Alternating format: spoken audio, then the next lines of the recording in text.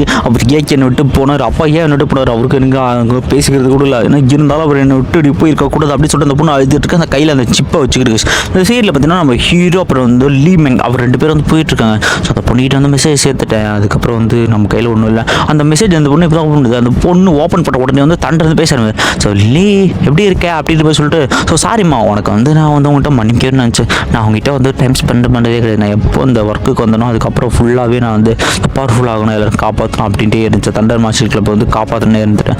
So அதுவும் marriage கூட எல்லாம் வர முடியாது, தயவு செஞ்சு மன்னிச்சிருமா அப்படின்னு சொல்லிக்கிட்டு இருக்கு. அவர் வந்து பேசிகிட்டு இருக்க அந்த ஹாலோகிராமில் அவர் வந்து சொல்கிறார், ஸோ இப்போ வந்து அப்பா வந்து போக ஆரம்பிக்கிறேன், ஸோ அந்த கோல்டு நான் செயின் கூட கண்டிப்பாக அது உன்னை ஹர்ட் பண்ண விட மாட்டேன், ஸோ நீ உன்னை சேஃபாக பார்த்து போன எனக்கு நம்பிக்கை இருக்குது, நான் இங்கே இல்லைனாலும் பரவாயில்லம்மா, நீ வந்து சேஃபாக உன்னை பார்த்துக்கோ அப்படின்ட்டு அவர் வந்து சொல்லிக்கிட்டு இருக்காரு. நெக்ஸ்ட் அவர் சொல்கிறார், ஸோ நீ சேஃபாக இருப்போம் நம்புறேன் அப்படின்னு சொல்லிட்டு அவர் கட் பண்ணுவாங்க. இந்த பொண்ணாக விடாமல் அழுதுட்டு